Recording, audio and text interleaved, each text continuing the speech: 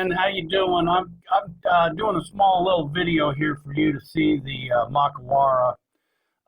As you can see, the base has got two triangles right here, and then there's a large square, another square, and then a square in front, and then you pinch the wood together with a piece of threaded rod.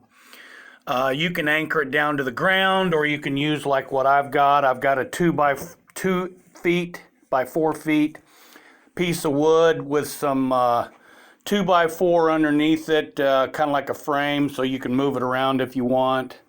I kind of have created my own system. It's called 3-tier. One tier is the longer, the second shorter, and then third is the shortest.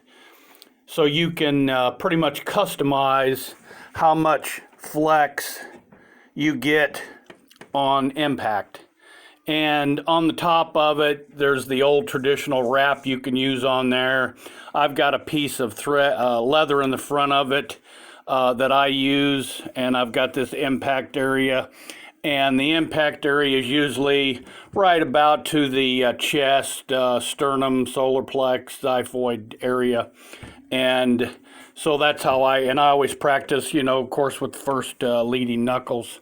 But that's a short little video. You would need a welder to weld that piece together. The front plate down here is not welded. It just goes in the front, pinches together. But they're not hard to make, but the base you would need some type of a welder to do it up for you. And you can punch it, as hard as you want with the intent of not breaking your hand. You want to slowly contact, but you don't want to break your hand. What you're doing is you're slowly, microscopically fracturing your knuckles, very, very minute. So it fills in with calcium, becomes more dense. That's Wolff's Law. Your bone structure will recreate itself upon the load you put it on.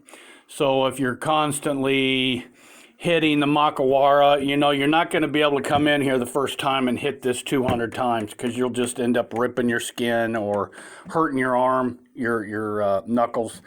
So you have to go kind of not to get too overzealous with it.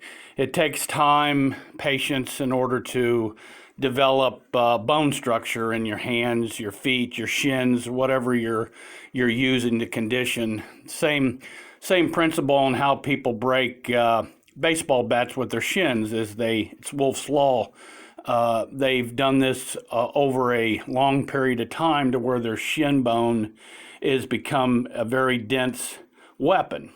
And they don't kick with the flat portion, they kick with the edge called the blade, and that's what breaks the bat.